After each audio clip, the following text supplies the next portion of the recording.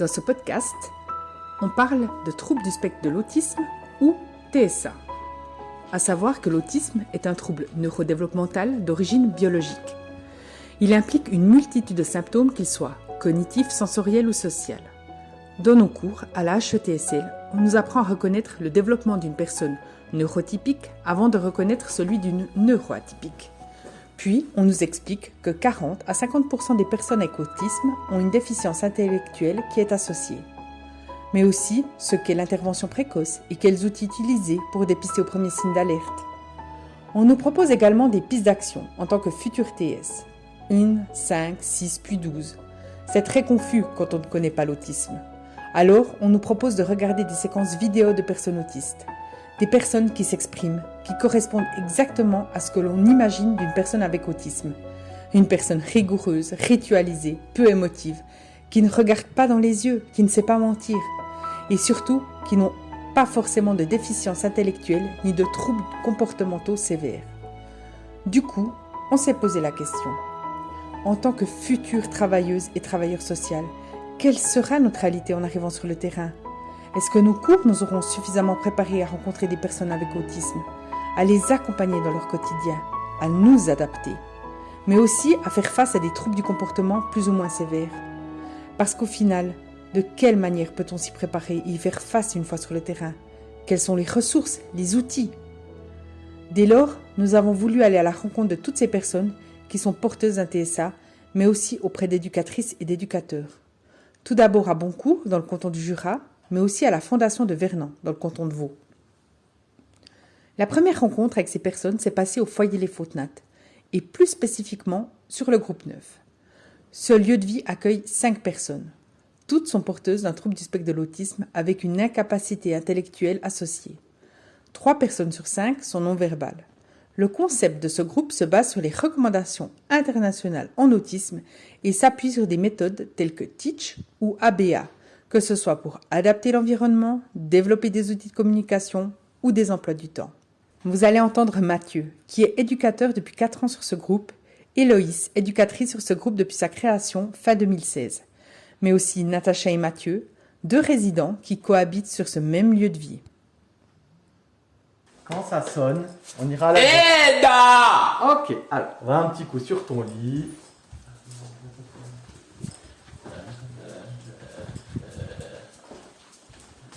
Voilà.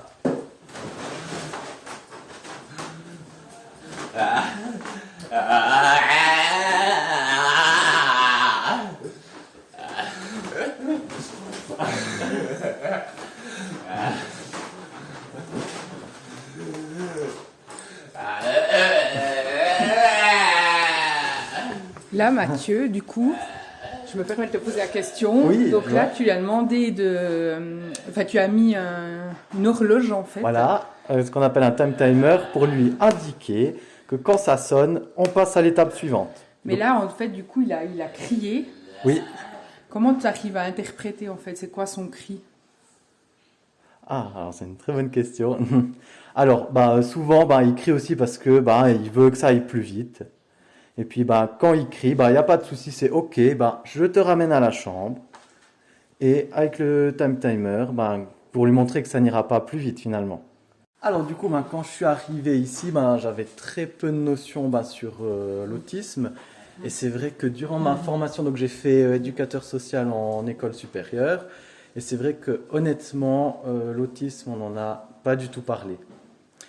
Donc après, je suis arrivé sur ce groupe, j'avais pas forcément d'appréhension. Mais c'est vrai que quand je suis arrivé sur ce groupe, c'est vrai que je me suis rendu compte que il me manquait quand même toutes ces notions liées à l'autisme. Et après, je suis aussi arrivé dans une période compliquée. C'est vrai que le groupe était quand même pas le même qu'aujourd'hui. Il y avait des situations quand même très complexes. Et c'est vrai que les résidents n'étaient encore pas réellement stables. Mais après, ce qui m'a beaucoup aidé, c'est que finalement, j'avais des collègues qui avaient quand même pas mal de notions sur l'autisme. Et ça a été une vraie aide, vraiment. Mm-hmm. Et puis pour toi, utiliser tous les outils que tu as là, c'est quelque chose que tu as assimilé assez rapidement. Et oui, parce que je pense, ce qui m'a beaucoup aidé, c'est que j'en ai compris le sens. Parce que surtout sur un groupe comme celui-là, si on ne comprend pas l'action de ce qu'on fait, ça n'a aucune valeur.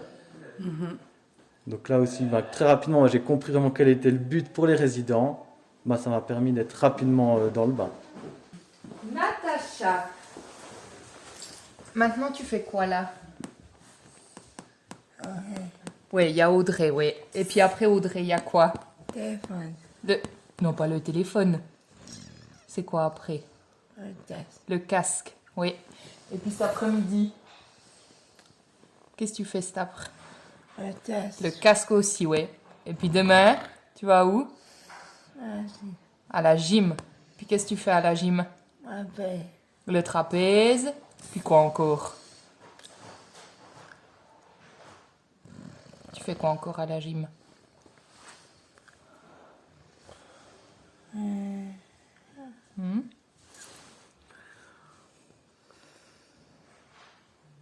Les espas, les espaliers, puis à la fin, il y a le Moi, ça. massage. Oui, ça c'est demain, c'est juste. Et puis demain après-midi, t'as qui? Ben, Le Gilbert. Gilbert, il fait quoi? guitare. La guitare. C'est super. Loïse, je te demandais, parce que là, en fait, tu lui montres, elle a tout un... comment on va dire ça, une grande planche, en fait, et justement, il y a toutes les photos que tu lui montres, là. Exactement. Ça sert à quoi pour Natacha? Alors ça, Natacha, c'est ce qu'on appelle son emploi du temps mensuel. Donc elle a le décompte de toutes ses nuits, et puis en dessous des nuits, elle a une photo de chaque activité. Parce que Natacha, c'est quelqu'un qui a besoin de beaucoup de repères, et elle sait chaque jour, c'est vraiment les activités importantes qui sont notées, comme aujourd'hui ta venue, parce que c'est important pour elle de savoir qu'il y a quelqu'un qui va venir sur le groupe, de savoir quelle activité il y a, avec qui elle va la faire. Ça permet aussi vraiment, elle, de la rassurer, de lui donner des repères. Elle a aussi des bandes qui, en fait, ça signifie toute sa journée. Donc, dès qu'elle va quelque part, elle prend sa bande avec. Et il y a les pictogrammes là qui signifient vraiment toutes les activités, toilette, manger, laver les dents, repos. Et ça, à chaque fois qu'elle le prend, il y a une petite case jaune qui signifie l'activité qu'elle est en train de faire. Comme ça lui montre vraiment qu'est-ce qu'il y a maintenant, qu'est-ce qu'il y a après, qu'est-ce qu'il y aura cet après-midi. Et encore une fois, ça la rassure beaucoup parce qu'elle pose beaucoup de questions, elle demande toujours ce qu'il y a après. Donc on peut toujours la ramener à sa bande et lui dire va voir sur ta bande, qu'est-ce que tu fais après. Ok, Voilà. ouais, elle l'utilise autant que vous l'utilisez, elle l'utilise aussi. Voilà, quoi. exactement. Ouais.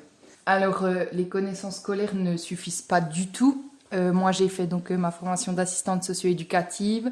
L'autisme, on l'a peut-être abordé pendant 1 ou 2 cours, mais c'est vraiment très, très global. Moi, je peux dire que je suis arrivée ici sans aucune connaissance. Enfin, ça revient à ça. Et du coup, je ne vais pas dire que ça nous met en difficulté, mais moi, quand je suis arrivée sur ce groupe, j'ai été vite aussi un peu stressée de travailler avec tous ces protocoles, d'avoir un cadre autant serré, moi, j'avais peur de faire faux. J'avais très souvent peur de faire faux, de me dire si je fais pas exactement le protocole, qu'est-ce qui va se passer? Et puis après, avec les résidents, comme typiquement avec Natacha, c'est quelqu'un aussi, des fois, c'est dur de faire face à ces troubles du comportement qui sont parfois importants, et puis de savoir comment les gérer, qu'est-ce qu'il faut faire.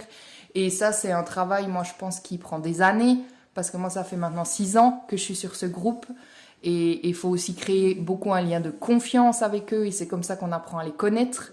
Parce qu'on a beau avoir tous les protocoles du monde, il faut quand même connaître la personne et savoir comment elle réagit. Et c'est comme ça qu'on apprend à comment faire face aux situations le mieux possible. Voilà Mathieu, je donne la carte, on va à la douche.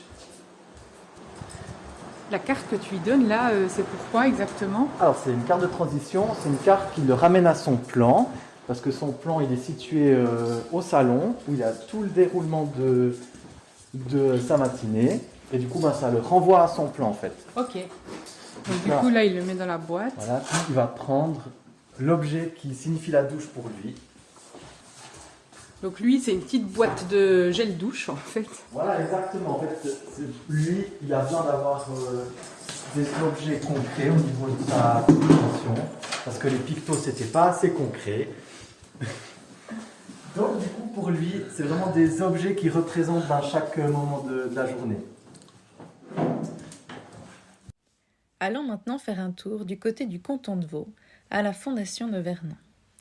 Nous y retrouvons Pascal, un résident du foyer des Mélèzes, qui nous raconte un peu comment il vit au quotidien son trouble du spectre de l'autisme. L'outil que tu as pour l'organisation de tes journées.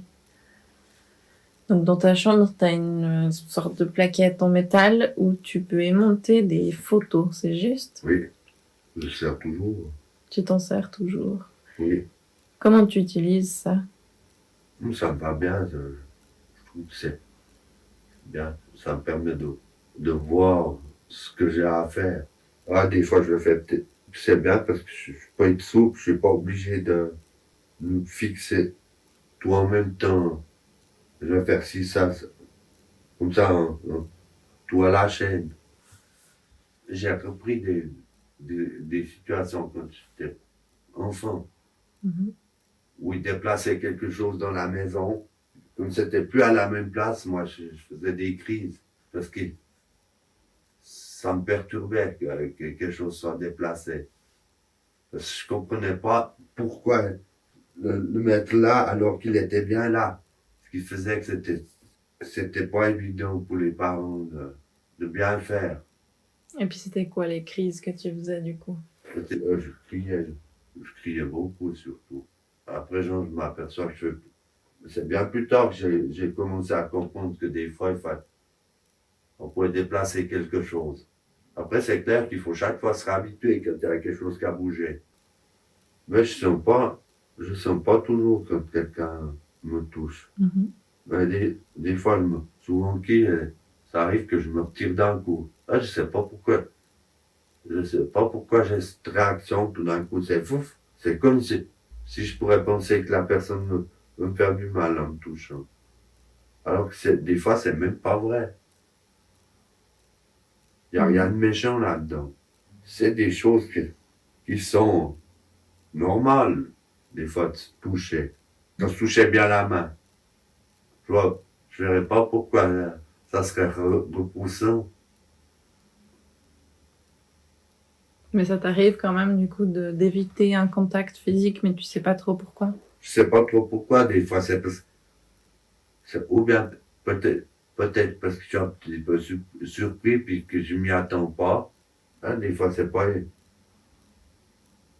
évident parce que des fois, je sais pas trop. Je vois quelqu'un qui arrive à côté ou en face de moi, des fois, je sais pas trop ce qu'il peut faire. Après ces rapides tours d'horizon, nous constatons que notre pratique professionnelle et nos connaissances sur l'autisme se forgent principalement sur le terrain. Nous les développons ainsi auprès des personnes que nous accompagnons au quotidien et qui sont bien sûr toutes uniques.